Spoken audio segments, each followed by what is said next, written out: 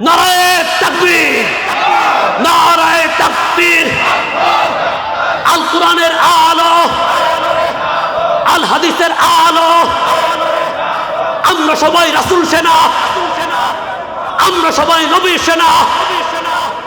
আমার নেতা, তোমার নেতা চরমোনায় পীর সাহেব। নারায়ে তাকবীর। আমি আব্দুল্লাহ মাহমুদ কাসিমি আজকে গোজারা থেকে বলতে চাই, আগামী ৫ থেকে ১০ বছরের মধ্যে দেখবেন এই ঐক্য থেকে আমরা বের হয়ে আসছি আল্লাহ সন্তুষ্টির জন্য। এই বের হয়ে আসাটা আমাদের প্রথম বিজয়। কি বিজয়? প্রথম বিজয়। হুদাইবিয়া সন্ধি যেরকম ভাবে প্রথম বিজয় ছিল, এরপরে মক্কা বিজয় হয়েছে। আপনারা ধৈর্য ধরেন, কেউ কিন্তু এরকম ভাবে দুর্বল হইবেন না। প্রকৃত মুজাহিদ ভাইদেরকে বলতে চাই, ইন্না ফাতাহনা লাকা ফাতহাম মুবিনা। সেদিন বেশি দূর নয়, বাংলাদেশের মধ্যে ইসলামী দল হিসেবে ১ নম্বর অবস্থানে এখন আছে, সামনে আর অবস্থান করবে। সেই দলের নাম ইসলামী আন্দোলন বাংলাদেশ। ধৈর্য ধরে থাকবেন তো ইনশাআল্লাহ। যারা নাকি আজকে দলের মধ্যে ইসলাম নাম দেয়, ইসলাম থাকে না, তারা কি ধোঁকাবাজ। কি ধোঁকাবাজ?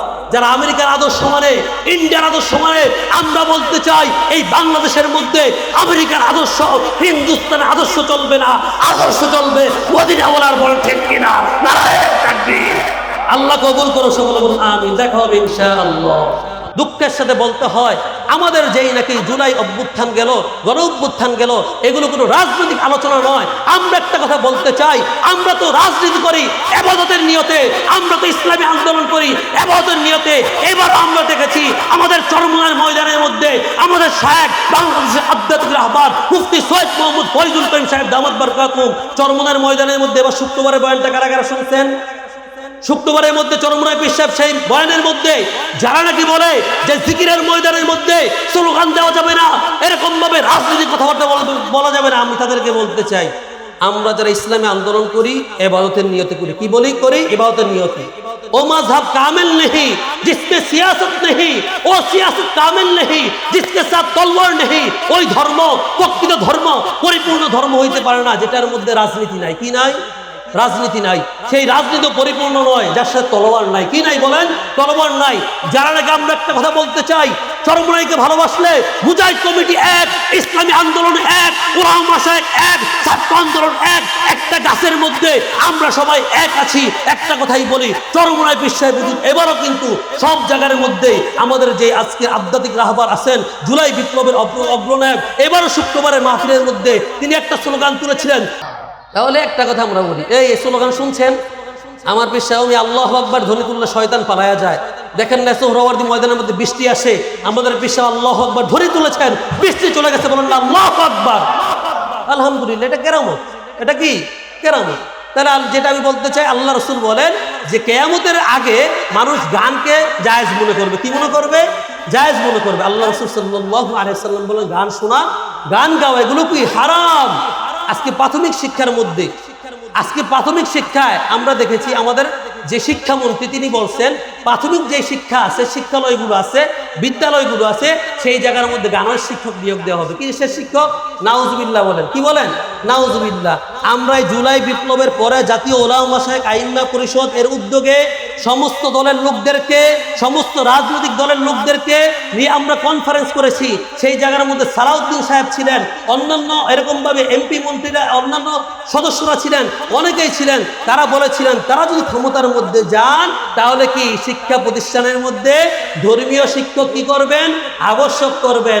এখন জুলাই অভ্যুত্থানের পরে যখন নাকি দেশের মধ্যে তারা ক্ষমতায় এসেছে, কোনো মন্ত্রী যদি বলে যে ধর্মীয় শিক্ষক, গানের শিক্ষক সেই জায়গার মধ্যে নিয়োগ দেওয়া হবে, আমরা ইসলামী আন্দোলন তাদেরকে স্মরণ করে দিতে চাই, আমরা কিন্তু সেই দল করি যখন নাকি ফ্যাসিস্ট সরকার এই দেশের মধ্যে ইসলামের বিরুদ্ধে কথাবার্তা বলেছে, ইসলামী আইন বাস্তবায়ন করতে চেয়েছে, এরকম ভাবে শিক্ষার মধ্যে, বিদ্যালয়ের মধ্যে গানের শিক্ষক নিয়োগ দিতে চেয়েছে। আমরা আন্দোলন করেছিলাম, কে ক্ষমতায় আসলো, কে বসলো, কে গেল, আমরা ক্ষমতার মধ্যে আসতে চাই, ইসলামী আন্দোলন করি আল্লাহর জমিনে আল্লাহর হুকুমকে বাস্তবায়ন করার জন্য। আমরা একটা আজকে মাহফিল থেকে একটা কথা বলতে চাই, প্রাথমিক শিক্ষার মধ্যে, বিদ্যালয়ের মধ্যে ধর্মীয় শিক্ষক এরকম বাধ্যগত করতে হবে। বলেন ঠিক কিনা? এগুলো যদি হয় আমাদের সন্তানেরা কি শিখবে? আজকে দেখেন স্কুলের মধ্যে কি শেখানো হয়? শরীয়ত অজগর। কি শেখানো হয়? অজগর আসছে ধীরে। সাপ কি ভালো নাকি খারাপ? সাপ মারা সুন্নাত। সাপ মারা কি? সাপ মারা কি? সুন্নত। কেউ স্বপ্নে সাপ দেখা মানে কি জানেন? শত্রু। কি বলেন? শত্রু। আলহামদুলিল্লাহ আমাদের মাদ্রাসার মধ্যে কি পড়াই জানেন?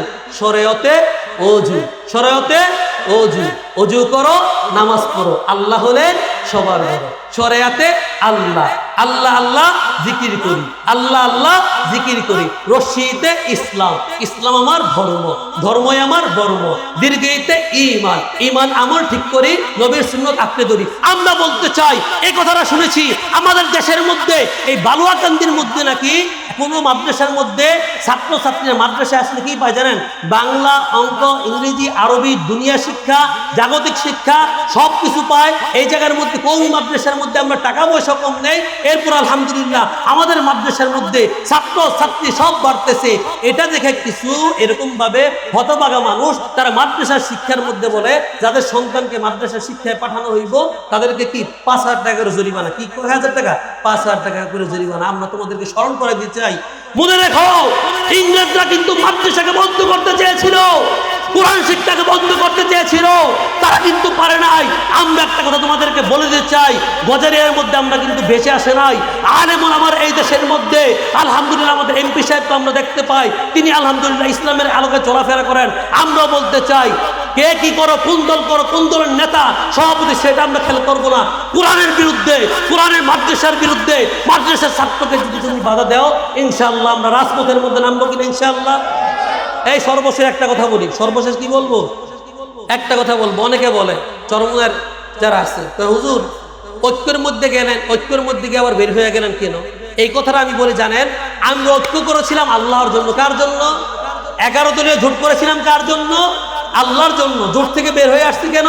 আল্লাহর জন্য। Presents by Kuakata media centre. হক্কানি আলেমদের নিত্য নতুন ভিডিও পেতে আমাদের চ্যানেলটি সাবস্ক্রাইব করুন। কুয়াকাটা মিডিয়া সেন্টার, ইসলামিক বিনোদনের বিশ্বস্ত সঙ্গী।